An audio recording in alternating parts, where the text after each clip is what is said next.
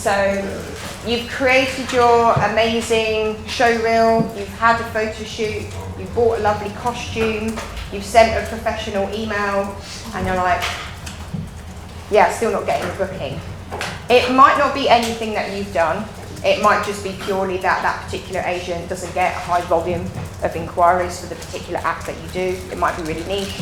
Or like my agency, I don't know why, but like 70% of inquiries are for females. There's not as many for guys. And I like always be like, do you want a guy? Fine performer instead of 4 girls? No, I just want 4 girls. Do you want, no, okay, fine. So, you know, it might not be anything that you've particularly done. And sometimes it is a waiting game. Like I had Bollywood dancers on my website for a year and a half. They didn't get 1 booking, and then they got 2 last week. 2 weeks ago, they got 2 bookings in 1 week. So it just sometimes that just happens. And again, it might be something you've done. So just ring the agency up.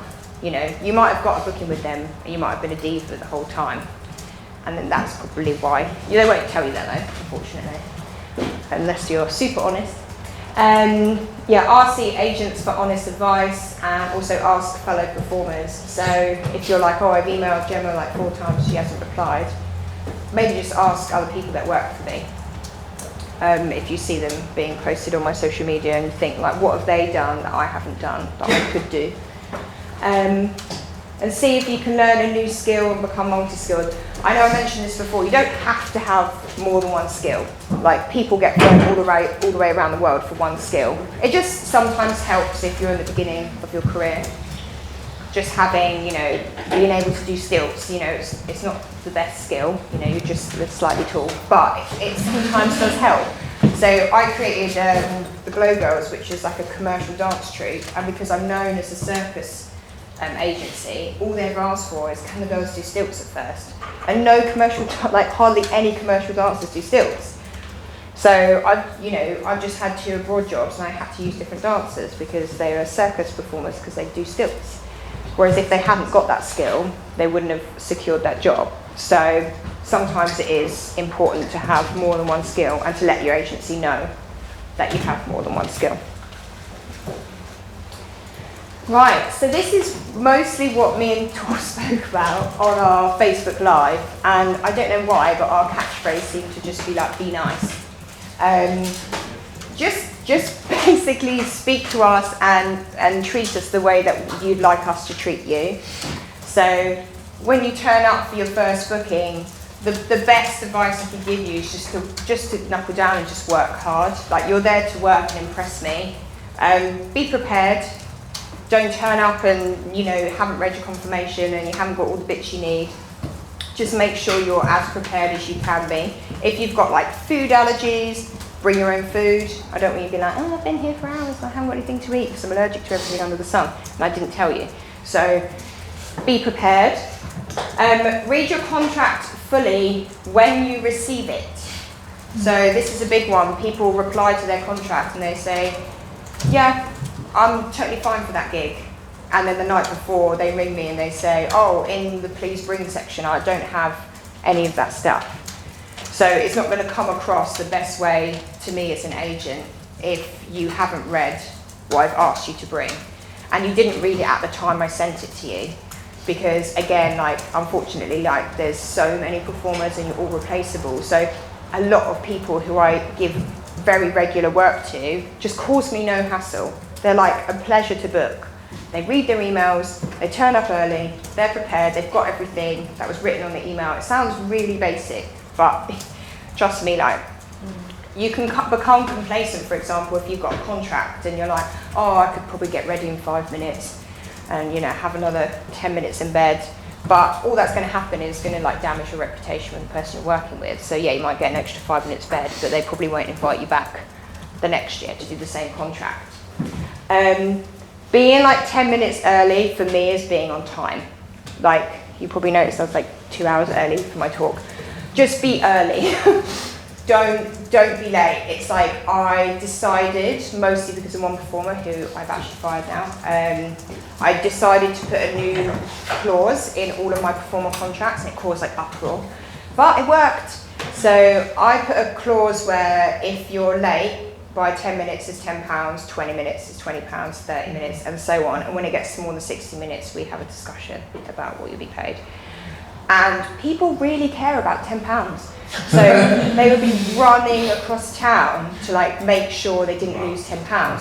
Whereas before I had that, it's like they didn't realise that your reputation and you as a performer always rocking up 20 minutes, 30 minutes late, because unfortunately the time that you've been asked to arrive, it's not your job to decide, well, I don't need to be there that early. That's not your job. So sometimes I'll have a really fussy client and they will demand something ridiculous, like they want everyone there 3 hours before their set, and you don't need to be there 3 hours before your set.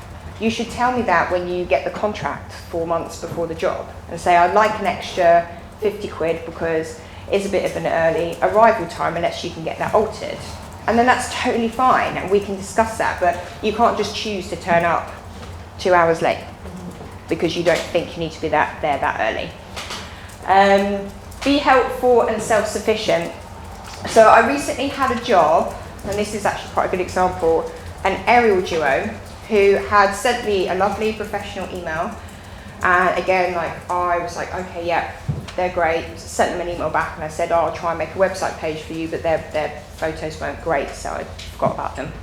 And they emailed me again, and I had an aerial straps duo booked for very high-end NDA events. Guy that owns Stage Pay and has these crazy big parties. And anyway, they cancelled on me because they got given a cruise contract. And I was like, okay, I understand it's one job compared to 4 months worth. Then the person who I replaced them with had an injury.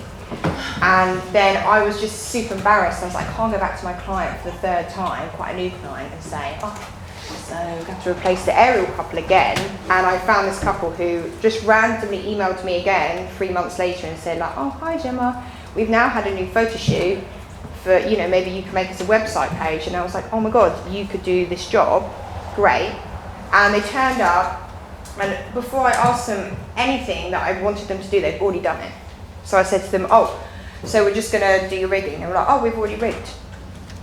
I was like, okay.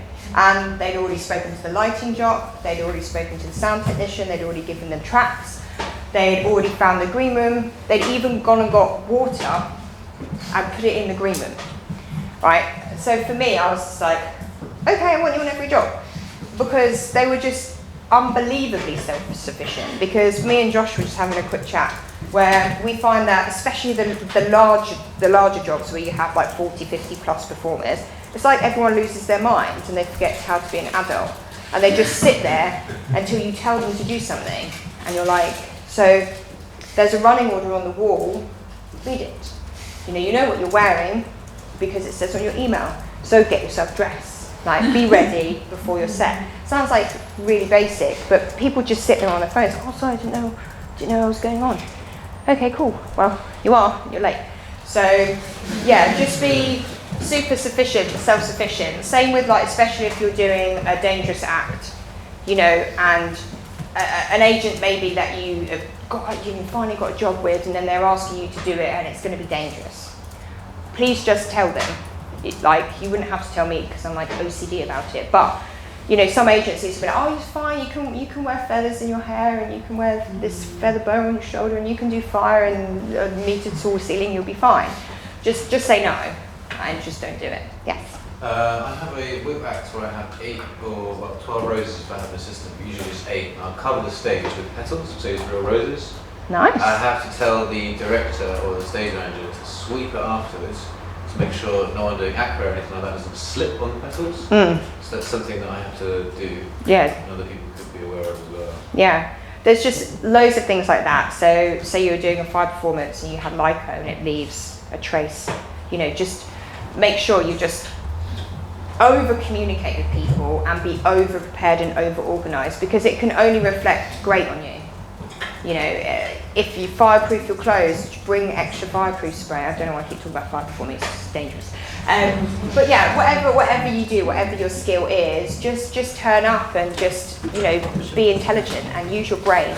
If I'm managing a huge abroad job and you're asking me where the toilet is, I'm going to be annoyed because I haven't been to that venue before, and all I'm going to have to do is walk around the venue and find it the same as you are. So just don't make a fool of yourself and ask me in front of everyone. Just go and work it out for yourself. So work out anything you could possibly work out yourself before asking me. Follow terms and conditions. I know obviously that you get sent a contract, your first booking, half the people, most people, anyone that I would want to read the terms and conditions, no matter how many times I ask them, would never read them. So it's kind of falling on deaf ears, because anyone that I'd say now here, you probably would read them. But it's not like 17 pages, it's just completely normal stuff, like don't get fucking pissed, and don't smoke in your costume right next to the performer, don't go up to them and steal the contract, like all of like normal stuff. But I have to write it. Like I have to write, if you're a stilt walker, bring your stilts. Because once someone turned up without the stilts, they were like, oh, I just thought you'd have them. No, that's your skill. So I literally now I write like bring fishnet tights with no holes in brackets. Like I just idiot proof everything. I assume everybody's stupid because you're not, but there is the odd person who won't read it, and that will be the person who doesn't bring the stuff anyway. But yeah, I recently lost a really, really big client because it was a big surprise party, and they'd spent a lot on like bespoke costumes that nobody'd ever seen before. Every performer was a surprise. Everyone signed an NDA. Everyone had to give their phones in. It was like really, really like, don't put stuff on social media.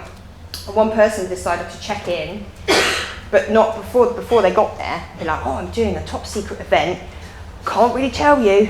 And checked into where it was, and then went and had a cigarette in their costume, but thought it was okay because they had a coat, but you could still see all their makeup and their crown and everything.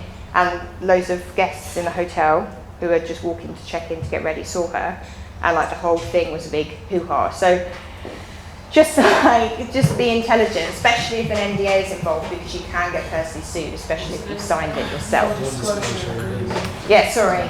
Non-disclosure agreement. So some are more strict than others. Some are literally like you just can't upload anything. Some are like there's some grey areas, but just check with your agent. So if you've done a really cool job and you're like, oh, that's a shame, like I can't tell anyone about it. Yeah, just say to the agent, oh, I took a picture like, against the wall. Can I upload it in like 3 weeks' time and not tag where I was? Would that be okay? Because you've asked, don't just do it and then, then suffer the consequences for the agent like judging you. Yeah, think for yourself. I put do ask stupid questions. That's meant to say don't ask stupid questions. That was the trick. That was the trick for all of you when I wrote this a long time ago.